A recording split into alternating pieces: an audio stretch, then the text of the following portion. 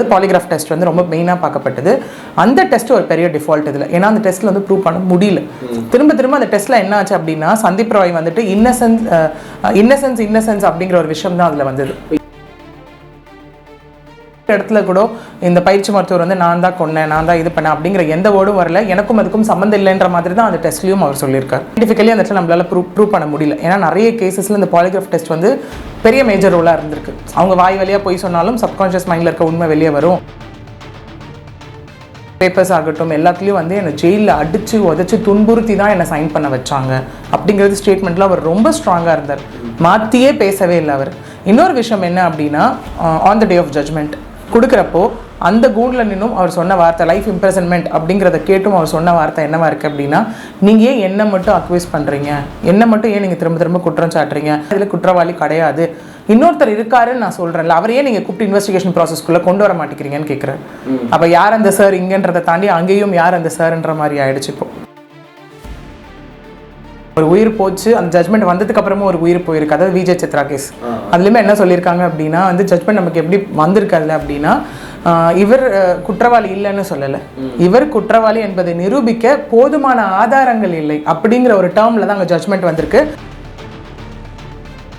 ஆமாங்க, நான் வந்து அவளை போய் செத்துருன்னு தான் சொன்னேன் கண்டிப்பாக. ஏன்னா எங்களுக்குள்ள சண்டைகள் வந்தது. ஆனால் எனக்கும் அதுக்கும் சம்மந்தம் இல்லை. ஏன்னா அதில் பெரிய விஷயம் என்ன பார்க்கப்பட்டது அப்படின்னா, அவர் வெளியிருந்து தான் டோரை உடைச்சிட்டு உள்ளே போனார் அப்படின்னும் போது அப்போ எப்படி அவர் அதை பண்ணியிருப்பாரு. நிம்மதி ப்ராப்பர்ட்டி மேனேஜ்மெண்ட், உங்கள் பழைய வீட்டை புதிய வீடாக மாற்றலாம் வாங்க. வாய்ஸ் ஆஃப் தமிழ்நாடு பார்வையாளர்களுக்கு வணக்கம். இன்றைய சிறப்பு நேர்காணலில் நம்முடன் இணைந்திருப்பவர் வழக்கறிஞர் பிரியதர்ஷினி அவர்கள். வணக்கம்.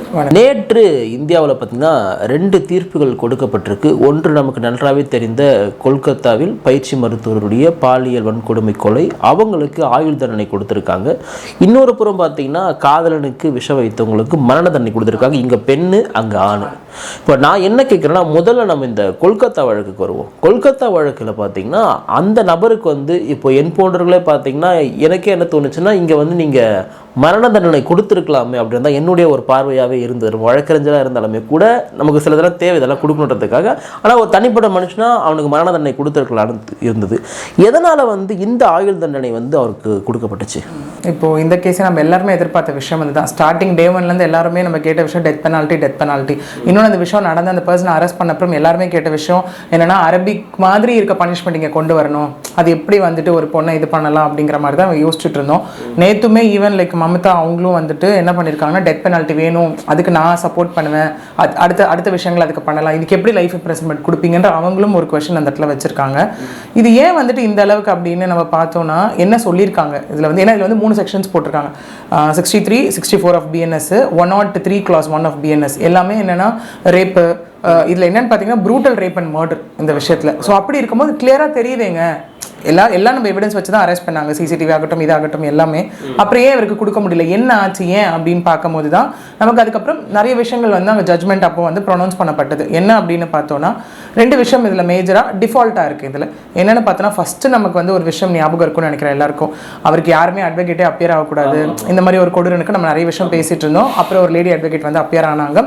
அதுவும் எதனால் சொல்லப்பட்டுச்சு அப்படின்னா, அவரை அடுத்தடுத்த விஷயங்களுக்கு உட்படுத்துறதுக்கும் ஒரு கன்சர்ன் வேணும், அதுக்கு யாரோ ஒரு ரெப்ரஸன்டேட்டிவ் வேணும், அதுக்காக தான் அந்த அட்வொகேட் உள்ளே வந்தாங்க.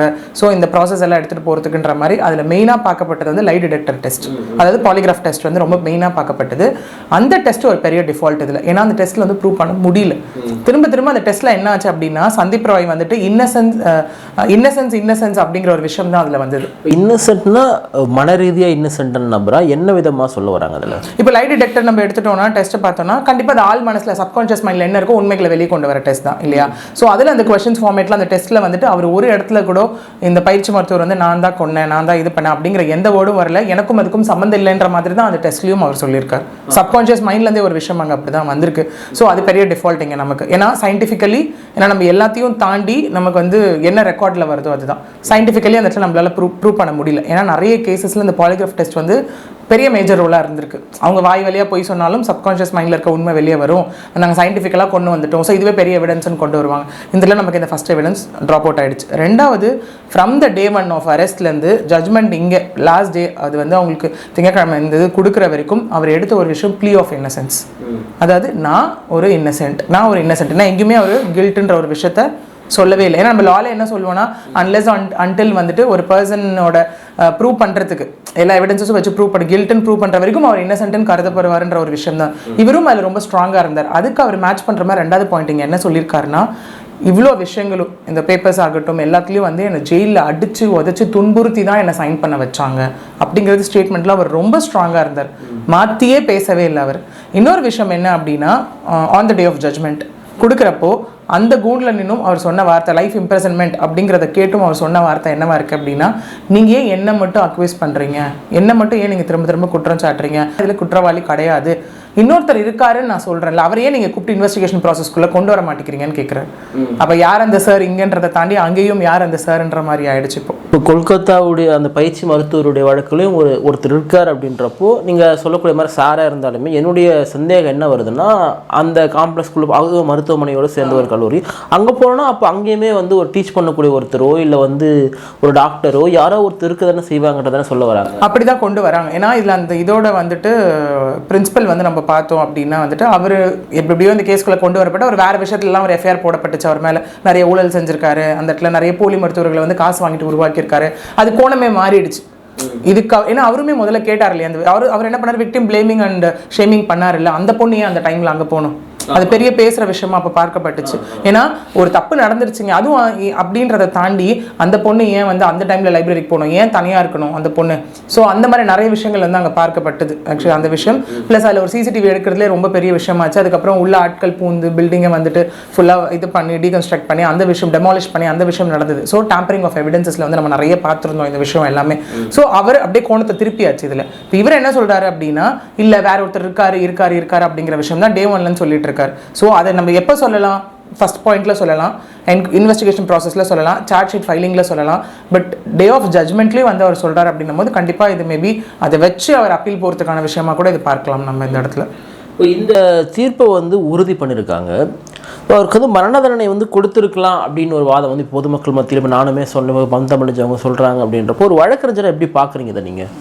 இப்போ நம்ம கேட்குற விஷயம் வந்து இதில் என்னென்னா, நம்ம எல்லாருமே கேட்குற விஷயம் தான், எல்லாமே ரொம்ப கிளியர் கட்டாக இருக்குங்க, அப்புறம் ஏங்க இதில் மரண தண்டனை கொடுக்கல அப்படின்னும் போது இதில் இன்னொரு டிஃபென்சிவ் பாயிண்ட்டும் எப்படி இதில் பார்க்கப்படுது அப்படின்னா வந்துட்டு நமக்கே தெரியும், ஒரு க்ரைம் கிரியேட் பண்ணணும் அப்படின்னா 4 விஷயம் கான்ஸ்டியூட் பண்ணணும். அதாவது ஒரு க்ரைமை வந்து ஃபேக்டர்ஸாக கான்ஸ்டியூட் பண்ணணும், motive, intention, preparation and execution. So இதில் எப்படி இது வந்து அவங்க வந்து டிஃபென்ஸ் பாயிண்ட் கொண்டு வராங்க அப்படின்னா, இவர் எதையுமே பிளான் பண்ணி அந்த இதுக்குள்ளே போனதுக்கான எவிடன்ஸ் கிடையாது. ஓகே, இவர் தான் குற்றவாளின்றது ஓகே, இவர் லைப்ரரி பக்கம் போகும்போது அவங்க இருந்ததை பார்த்துட்டு இந்த மாதிரி பண்ணிட்டார், விச் மீன்ஸ் எதுவுமே பிளான்ட் இல்லை. ஸோ அது ஒரு டிஃபென்சிவ் பாயிண்ட்டாக அந்த இடத்துல கொண்டு வராங்க. இந்த எல்லாத்தையும் வச்சு எக்ஸ்கியூசஸாக வச்சு தான் டெத் பெனால்ட்டின்ற விஷயம் இல்லாமல், ஏன்னா நம்ம லா டேர்ம்ஸ் என்னென்ன ஃபேக்டர்ஸ் இருக்கோ எல்லாத்தையும் கான்ஸ்டியூட் பண்ணி ஃபேக்ட்ஸ் அண்ட் சர்க்கம்ஸ்டன்சஸ் எல்லாத்தையும் பார்த்து தான் அதாவது லைஃப் இம்ப்ரெசன்மெண்ட்டாக கொண்டு வந்திருக்காங்க. பட் என்ன கொண்டு வந்தாலும் at the end of the day அங்கே போகிறது தப்புன்னு அந்த பர்சனுக்கு நல்லா தெரியும், ஒரு பொண்ணை தொடுறது தப்புன்னு தெரியும், அவ்வளோ நேரம் ரேப் பண்ணி ப்ரூட்டலாக மர்டர் பண்ணுறது தப்புன்னு தெரியும். இருந்தும் ஏன் life imprisonment, why not death penalty? அதுதான் இப்போ எல்லாருக்கும் இருக்க ஒரு கொஸ்டினாக அந்த இடத்துல இருக்குது. ஜட்மெண்ட்டில் வந்து இதை நீங்கள் சொல்கிறீங்க இன்னசென்ஸ் சொல்லிட்டு அதை என்னவா வரையறை பண்ணியிருக்காங்க ஜட்மெண்ட்டில்? ப்ளீ ஆஃப் இன்னசென்ஸ்ன்ற டேர்மில் தான் போட்டிருக்காங்க. ஏன்னா இப்போது நம்ம நிறைய கேசஸில் பார்த்துருப்போம். இப்போ ஃபார் எக்ஸாம்பிள் இப்போ இந்த சத்யபிரியா கேஸே ஆகட்டுமே, அதிலே அவர் என்ன சொன்னார், ஆமாம் எனக்கு கிடைக்காதவ யாருக்கும் கிடைக்கக்கூடாது, நான் தான் தள்ளி விட்டேன் அப்படிங்கிற ஒரு பாயிண்ட் அந்த இடத்துல இருந்தது. விச் மீன்ஸ் கன்ஃபெஷன் ஸ்டேட்மெண்ட் அவங்க ஒத்துருக்காங்க, வாக்குமூலம் கொடுக்கும்போது அதுவும் ஆட் ஆன் ஆகும் இந்த இடத்துல. இவர் என்னன்னா டே ஒன்லேருந்து சொன்ன விஷயம் நான் பண்ணல, எனக்கும் அதுக்கும் சம்மந்தம் இல்லை. ஏன்னா அவரோட பேக்ட்ராப் நம்ம எடுத்து பார்த்துக்கிட்டாலும் முன்னாடி நிறைய ஆக்டிவிட்டீஸில் இன்வால்வ் ஆயிருக்காரு. ப்ளஸ் அவங்க வீட்லேயுமே வந்துட்டு அவங்க ஒய்ஃபுமே சொன்ன விஷயம் அதுதான், அவங்க ஒய்ஃப்க்கு அடிச்சு அபார்ஷன் ஆன விஷயம், இது எல்லாமே இருக்குது அந்த இடத்துலையுமே நம்ம பார்த்தோன்னா பார்க்கும்போது. But when it comes to this case நம்ம பார்க்கும்போது அவர் வந்து ஒரு இடத்துல கூட எங்கேயுமே நான் இல்லைன்றதை தாண்டி ஒருவேளை இப்படி கான்ட்ரடிக்டரி ஆயிருந்தால் நம்ம டெத் பெனால்ட்டி எதிர்பார்த்துருக்கலாம். அவர் சொல்கிறதுக்கும் நம்ம பாலிகிராஃப் டெஸ்ட்டும் வேறு மாதிரி வந்திருந்தா நம்ம மேபி இந்த ஜட்மெண்ட் எதிர்பார்த்துருக்கலாம். சயின்டிஃபிக்கலாகவும் ப்ரூவ் ஆகுது, இந்த பர்சன் வந்து லாஜிக்கலாகவும் நான் இல்லைன்னு சொல்லும்போது எல்லாம் மேட்ச் ஆகும்போது தான் லேக் ஆஃப் எவிடன்ஸ் தான் அந்த ப்ளீ ஆஃப் இன்னசென்ஸை வந்து திரும்ப உறுதிப்படுத்தின விஷயம். இங்கே இப்போ கொல்கத்தாவில் நடக்கக்கூடிய இந்த வழக்கு சம்மந்தமாக தமிழ்நாட்டோட நம்ம எந்த வழக்காவது ஒப்பிட்டு பார்க்க முடியுமா? நான் இப்போ உங்களுக்கு சொன்ன மாதிரி லேக் ஆஃப் எவிடன்ஸ் அந்த விஷயத்தில் வந்துட்டு பார்த்தோம் அப்படின்னா தமிழ்நாட்டில் நமக்கு பெரிய ஜட்மெண்ட் அதுவுமே வந்தது, ஒரு உயிர் போச்சு. அந்த ஜட்மெண்ட் வந்ததுக்கு அப்புறமும் ஒரு உயிர் போயிருக்கு, அதாவது விஜய் சித்ரா கேஸ். அதுலேயுமே என்ன சொல்லியிருக்காங்க அப்படின்னா வந்து ஜட்மெண்ட் நமக்கு எப்படி வந்திருக்கு அதில் அப்படின்னா இவர் குற்றவாளி இல்லைன்னு சொல்லலை, இவர் குற்றவாளி என்பதை நிரூபிக்க போதுமான ஆதாரங்கள் இல்லை அப்படிங்கிற ஒரு டேர்மில் தான் அங்கே ஜட்மெண்ட் வந்திருக்கு. அந்த ஜட்மெண்ட்டை உறுதிப்படுத்துறதுக்கு வந்து திருவள்ளூர்லேருந்து மகிழா கோர்ட்டில் ஹைகோர்ட்டுக்கும் அது வந்து ரீஅஷூரன்ஸ்க்கு அனுப்பப்பட்டிருக்கு அந்த ஜட்மெண்ட்டு. அதுலேயும் அப்படிதான் நம்ம நிறைய பார்த்தோம். என்னன்னா அந்த டைமில் விஜய் சித்ரா கூட இருந்தவர் அவர் மட்டும்தான், ஹேமந்த் மட்டும்தான், ஸோ எல்லாமே அவர் மட்டும்தான். அப்படி இருக்கும்போது எப்படிங்க அவருக்கு இதெல்லாம் பண்ணீங்க அப்படின்னும் போது அங்கே திரும்ப நம்ம வந்து பேக்ட்ராப் என்னவா நடந்தது அப்படின்னா அந்த விட்னஸஸ் எல்லாமே முன்னுக்கு பிறனான ஸ்டேட்மெண்ட்ஸ் அந்த இடத்துல முதல் விஷயம். ரெண்டாவது என்ன அப்படின்னா அவரும் இந்த இடத்துல என்ன பண்ணார் ஸ்டார்டிங்ல இருந்து, ஆமாங்க நான் வந்து அவளை போய் செத்துருன்னு தான் சொன்னேன் கண்டிப்பா, ஏன்னா எங்களுக்குள்ள சண்டைகள் வந்தது, ஆனா எனக்கும் அதுக்கும் சம்மந்தம் இல்லை. ஏன்னா அதுல பெரிய விஷயம் என்ன பார்க்கப்பட்டது அப்படின்னா அவர் வெளியே இருந்து தான் டோரை உடைச்சிட்டு உள்ள போனார் அப்படின்னும் போது அப்ப எப்படி அவர் அதை பண்ணியிருப்பாரு அப்படிங்கிற ஒரு விஷயம் அதை ப்ரூவ் பண்ண தவறியாச்சு அந்த இடத்துல. ஸோ இந்த மாதிரி லேக் ஆஃப் எவிடன்சஸ் வச்சு தான் இதே தமிழ்நாட்டிலையும் நம்ம ஒரு கேஸ் வந்து அக்விட்டல் கொடுக்கப்பட்டுச்சு. அவர் குற்றவாளி இல்லைங்க, அதாவது போதுமான ஆதாரங்கள் இல்லை, அவர் தான் விஜய் சித்ரா கேஸ்ல அவர் விடுவிக்கப்பட்டார். அதுதான் ரீசன். அதில் நம்ம எல்லாருமே எதிர்பார்த்தோம் இல்லையா. ஏன்னா அவருக்கு வந்து ஃபர்ஸ்ட் வந்து அவர் ஏன்னா அதுலேயுமே என்ன ஆச்சுன்னா சந்தேக மரணம்னு சொல்லி அவங்க அப்பா கொடுத்த கம்ப்ளைண்ட்னால தான் இவர் அரெஸ்ட் பண்ணப்பட்டார். அதுக்கப்புறம் 3 மாசத்துக்கு தாண்டி அதுக்கப்புறம் தான் வந்து டிசம்பரில் நடந்தது, பிப்ரவரியில் போல தான் அவருக்கு பெயில் கிடச்சிது அந்த விஷயத்துலையும். அதுக்கப்புறம் அவங்க அப்பா என்ன பண்ணாரு, வந்துட்டு பெயில் கொடுக்கக்கூடாது அப்படின்ற ஒரு விஷயம் போராடினாரு. அது நமக்கே தெரியும், மேண்டேட்டரி பெயில்ன்ற ஒரு கான்செப்ட் இருக்குது, அது எல்லாமே இருக்குது. அதுக்கப்புறம் தாண்டி அவர் வந்து என்ன பண்ணார் அப்படின்னா அங்கே வழக்கு வந்து சரியாக இன்வெஸ்டிகேட் பண்ணப்படலை, சரியாக நடக்கலைன்ற மாதிரி தெரியுது, ட்ரான்ஸ்ஃபர் பண்ணுங்கன்னு கேட்டார் ஹைகோர்ட்டுக்கு. அதுவும் நடக்கல. ஏன்னா நமக்கு எஸ்ஓசி தெரியும், ஜூரிஸ்டிக்ஷன்ஸ் நசரத்பேட்டை, திருவள்ளூர் அந்த கான்செப்டில் தான் அங்கே கொடுத்தாங்க. ஃபைனலாக இந்த ஜட்மெண்ட் வந்ததுக்கப்புறம் அவர் அப்பீலும் போனவர் மன உளைச்சல் தாங்காமல் அவரும் அங்கே சூசைட் பண்ணிக்கிட்டார். ஸோ இதே கேஸ் தான் கிட்டத்தட்ட இங்கே என்ன ஆயிருக்கு அப்படின்னா சரி ஓகேங்க இங்கே வந்து மோட்டிவ் யோசிச்சு போல அப்படின்னாலும் மற்ற ஃபேக்டர்ஸ் இருக்கிறதுனால லைஃப் இம்ப்ரெசன்மெண்ட், இங்கே அதுவே ப்ரூவ் பண்ணப்படாததுனால அக்விட்டல். இதுதான் விஷயம் அந்த இடத்துல. ஏன்னா நமக்கு எவிடன்ஸ் பிளேஸ் அ ரோல் எல்லாமே. இது அங்கே ரெண்டுமே இல்லைன்ற ஒரு லேக்கு தான் பனிஷ்மெண்ட்ஸ் நம்ம எதிர்பார்த்ததே நடக்காமல் இந்த மாதிரி நமக்கு ஒரு ஜட்மெண்ட்ஸ் வந்திருக்கு.